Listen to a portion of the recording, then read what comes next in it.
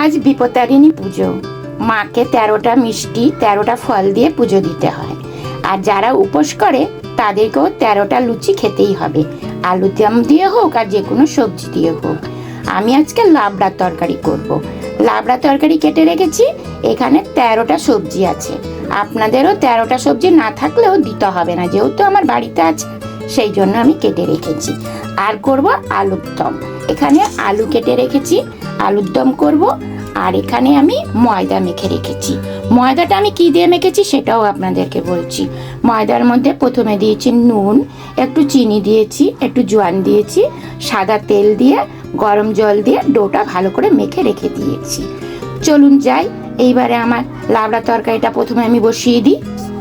আলুর দমে আর লাবড়া তরকারিতে কি কি মশলা দেব আপনাদেরকে দেখাচ্ছি।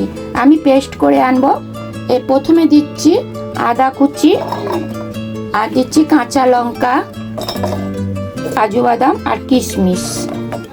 গরম মশলা দিয়ে দিচ্ছি, টমেটো কুচি দিয়ে দিয়েছি, আর দিচ্ছি এখানে জিরে আর ধনে গুঁড়ো পেস্ট করে আনবো একসঙ্গে।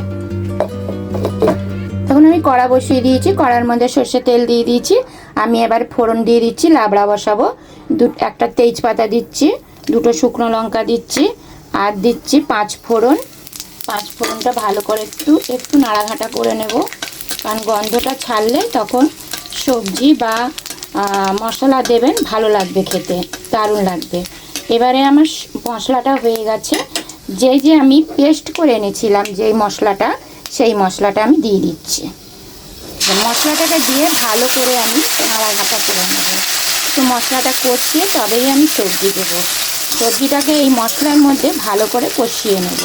তারপরে দিচ্ছি হলুদ।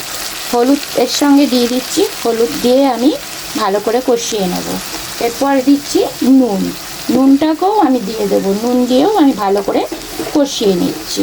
এবার আপনারা স্বাদ মতনই নুন দেবেন। আমি স্বাদ মতন নুন দিচ্ছি। সবজির মাছে বেশি নুন দেয় না, অল্প নুন দিয়েই সবজিটা করতে হয়। ভালো করে আমি নাড়াঘাটা করে মশলাটাকে আমি ভালো করে কষিয়ে নিচ্ছি। দেখুন আমার মশলা কষে গেছে, এই দেখুন তেল ছেড়ে গেছে, মশলা কষে গেছে। এইবারে আমি আনাজগুলো এর মধ্যে আমি দিয়ে দেবো। এবার আনাজগুলো দিয়ে দিচ্ছি। আনাজগুলো আমি ভালো করে কষিয়ে নেব। জল আমি দেব না, এদের নিজস্ব জল আছে। এই নিজস্ব জলে এই লাবড়া তরকারিটা আমার হয়ে যাবে। ঢাকা দিয়ে দিয়ে আমি নাড়াঘাটা করে করে সবজিটাকে বানাবো। এবারে আমি ঢাকা দিয়ে দিচ্ছি। 5 মিনিটের জন্য ঢাকা দিয়ে রাখবো। 5 মিনিটের পর আমি আবার ফিরে আসবো। এবার আমি চলে এসেছি, ঢাকনাটা খুলে দেখছি। এই দেখুন সবজি কত নরম হয়ে গেছে আর কতটা কমে গেছে। দেখুন নিজস্ব জলে সেদ্ধ হয়েছে, এখনও জল আছে। আমি এর মধ্যে একটুকু জল দিইনি বা জল দেব না। দেখুন কতটা সেদ্ধ হয়ে গেছে সব।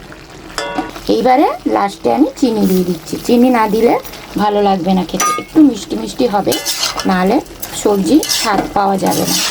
এবার পরে আমি লাস্টে একটু ওই 5 রকমের মশলা গুঁড়ো করে লাস্টে আমি দিয়ে দেবো। এই অবধি আমি সবজিটা রেখে দিলাম। এবার আমার সবজি হয়ে গেছে, এটা গুঁড়ো করে আমি দিয়ে দেবো। এবার নামিয়ে রাখবো। আলুর দম বানানোর জন্য কড়াই তেল দিয়ে দিচ্ছি, একটা শুকনো লঙ্কা দিয়ে দিচ্ছি, আর দিচ্ছি জিরে ফোড়ন। ভালো করে জিরেটা হয়ে গেলে যেই মশলাটা আমি করে রেখেছিলাম সেই মশলাটা আমি দিয়ে দিচ্ছি কড়ার মধ্যে। ভালো করে আমি নাড়াঘাটা করে মশলাটাকে কষিয়ে নেব। আর এইখানে আলু ভেজে রেখেছি। এই দেখুন আগের থেকে আমার আলু ভাজা হয়ে গেছে, যেহেতু আমি লাবড়া তরকারি ওইদিকে বসিয়েছিলাম, এইদিকে আমি আলুগুলো ভেজে নিয়েছি। আমি মশলাটা ভালো করে কষিয়ে নিচ্ছি। দেখুন আলুর দমে মশলা কষে গেছে, তেল ছেড়ে গেছে। এই দেখুন কত সুন্দর কালারটা হয়েছে। দেখুন কাঁচা লঙ্কা বাটা দিয়েছি, দেখুন, আর শুকনো লঙ্কা ফোড়ন, কত সুন্দর কালার হয়েছে দেখুন। এইবারে আমি একটু চিনি দিয়ে দেবো। প্রথমে আমি একটু নুন দিচ্ছি স্বাদ মতন, কারণ আলু ভাজার মধ্যে আমি নুন দিয়েছি। এইবারে আমি সামান্য চিনি দেব। চিনিটা একটু লাগবে নুনের সঙ্গে, যেহেতু ব্যালেন্স রাখার জন্য। এবারে দিচ্ছি সামান্য একটু হলুদ। হলুদ দিয়ে আমি আলুটা ভেজে নিয়েছি, এই জন্য আমি অল্প একটু হলুদ দিলাম। এইবারে আমি মশলার সঙ্গে এবারে আলু ভাজাটা দিয়ে দিচ্ছি। এই দেখুন আলু রেখেছিলাম ভেজে, সেটা আমি দিয়ে দিলাম। আলুর দম হবে, একদম পুরো কষা কষা আলুর দম করবো। আর এর মধ্যে একটু সামান্য একটু জল দিয়ে আমি কষিয়ে নেবো আলুটা, কারণ ভালো করে জল দিয়ে না কষালে আলুগুলো সেদ্ধ হবে না। আলু ভাজার সময় অবশ্য কষে গেছে, মানে নরম হয়ে গেছে। আর একটু জল দিয়ে আমি ভালো করে কষিয়ে নিচ্ছি।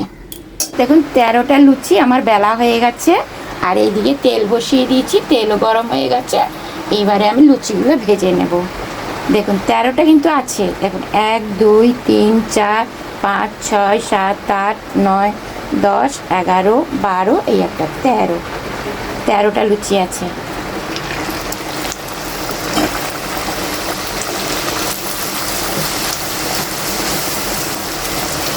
কে কে 13টা লুচি খেতে পারেন অবশ্যই কমেন্ট করে জানাবেন।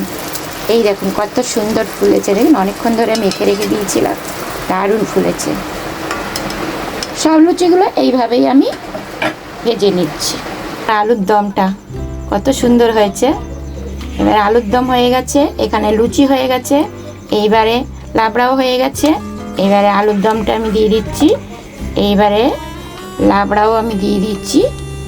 এই যে দেখুন 13টা লুচি এখন খেতেই হবে, নাহলে কিন্তু চলবে না। এই দেখুন কত সুন্দর আমার তরকারিটা হয়েছে, আলুর দমটা।